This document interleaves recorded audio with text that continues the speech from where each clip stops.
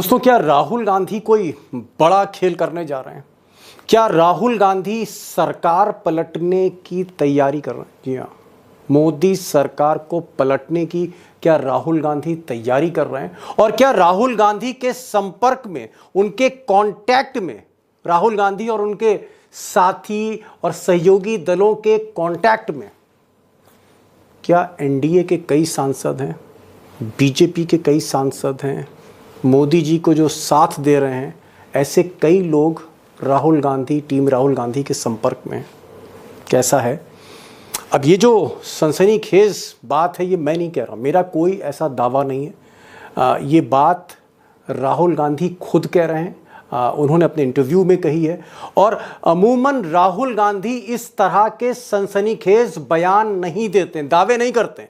इसलिए अगर राहुल गांधी, जिनकी एक क्रेडिबिलिटी है, अगर वो इस तरह की बात कर रहे हैं आज की तारीख में, तो दोस्तों इसके पीछे कुछ ना कुछ सच्चाई तो होगी। अब राहुल गांधी का ये जो खुलासा है, दो ऐसे बड़े नेता हैं जो उनकी बात को तस्दीक कर रहे हैं। एक ममता बनर्जी हैं बंगाल में, उनका कहना है और उनके लोगों का कहना है कि 3 और 4 बीजेपी एमपीज जो हैं वो टीएमसी के संपर्क में। जी हाँ, ममता बनर्जी की तरफ से, उनके कैंप की तरफ से बात हो रही है। उधर महाराष्ट्र में उद्धव ठाकरे के कैंप का भी ये कहना है कि कई ऐसे सांसद हैं एनडीए के, नेशनल डेमोक्रेटिक अलायंस के, जो उद्धव ठाकरे कैंप के संपर्क में है।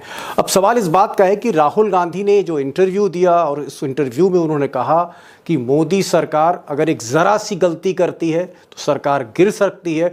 और सरकार के गिरने के पीछे जो उन्होंने लॉजिक दिया है राहुल गांधी ने, वो ये कि कई सांसद इस वक्त इंडिया अलायंस के संपर्क में। अब इस तरह की बातें दोस्तों क्यों कह रहे हैं राहुल गांधी? क्या इसके पीछे रीज़न हो सकता है? इसके पीछे रैशनल क्या है, कारण क्या, आधार क्या है? आधार है इसके पीछे, और आधार ये है कि अगर आप 20-25 बरस की सरकारें देखेंगे भारत में, देश में, तो आप ये पाएंगे, हालांकि आप चौंक भी सकते हैं, कि ये जो मौजूदा सरकार है मोदी जी की, ये अब तक की सबसे कमज़ोर सरकार, यानी वाजपेयी सरकार से भी कमज़ोर है। मनमोहन वन यानी पहली बार जब 2004 में मनमोहन सिंह की सरकार बनी थी, यूपीए 1, उससे भी कमज़ोर है, और यूपीए 2 से भी कमज़ोर है। और 2014 और 19 में जो मोदी जी की सरकार बनी थी उनकी सरपरस्ती में, उससे तो खैर बहुत ही ज़्यादा कमज़ोर है। और मैं चाहूँगा, मुझे चंद सेकंड दीजिए, बड़ी खबर की तरफ मैं बढ़ता हूँ, लेकिन एक आंकड़ा आप देखिए जिससे एक क्लैरिटी और आएगी कि ये जो सरकार है मोदी जी की, ये तलवार की धार पर क्यों है, ये इतनी कमज़ोर क्यों है। एक आंकड़ा देखिए, तस्वीर को समझिए और फिर आगे बढ़ते हैं बड़ी खबर की तरफ।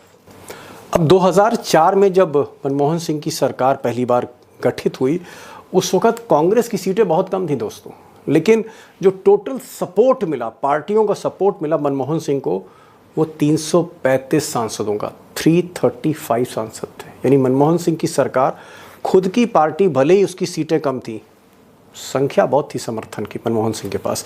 और 2009 में भी जब मनमोहन सिंह सरकार रिपीट हुई, तब भी उनके सांसदों की जो सपोर्ट कर रहे थे, मैं यूपीए की बात नहीं कर रहा, जो सपोर्ट कर रहे थे, 322 सांसद थे।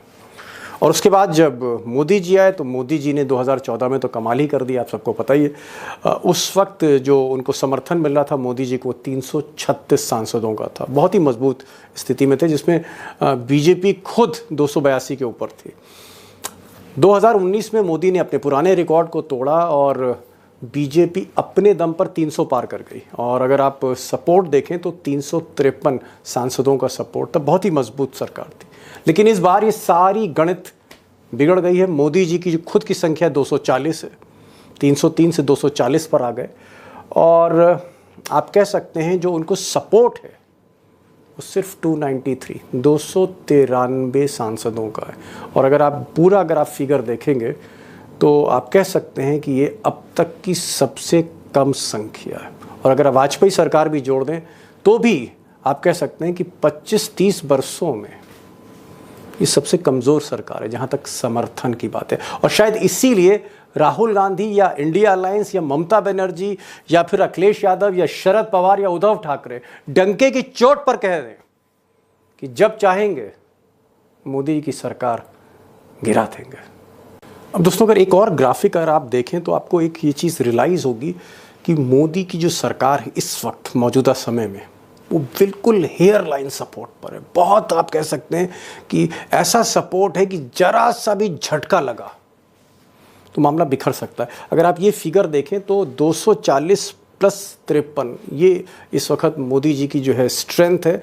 और अपोजिशन आप देख रहे हैं कि ये जो नीले कलर में है, अपोजिशन एकदम बराबर की टक्कर में, जबकि 2019 में अगर आप ये स्थिति देखेंगे तो 303 प्लस 49 352 की स्ट्रेंथ थी। और आप देख सकते हैं ग्राफिक से आपको जाहिर हो रहा है कि उस वक्त कितनी मजबूत स्थिति में थी, कितना आप कह सकते हैं डिफरेंस था। ये डिफरेंस जो है, ये जो अंतर है, एकदम हेयर लाइन सपोर्ट पर आ चुका है। और इसीलिए ये कहा जा रहा है कि अगर मान लीजिए कि जेडीयू और टीडीपी जो दोनों ही इंडिया अलायंस के टच में, शरद पवार के टच में, कुछ लोग ये बता रहे हैं सीताराम येचुरी की भी लगातार बातचीत हो रही है, सीताराम येचुरी की भी बातचीत हो रही है नायडू बाबू से। जेडीयू कैंप पूरी तरह से तेजस्वी कैंप के टच में।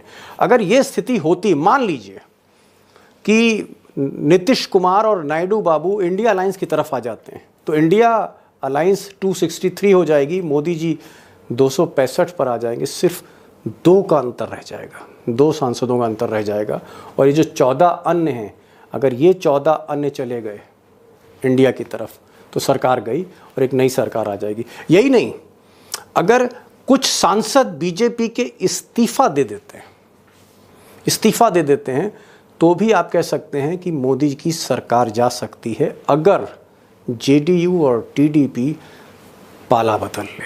ये स्थिति है। और इसीलिए राहुल गांधी डंके की चोट पर कह रहे हैं, इंटरव्यूज़ दे रहे हैं कि कई सांसद हमारे संपर्क में हैं और छोटी सी गलती पर भी ये सरकार यानी मोदी सरकार गिर सकती है।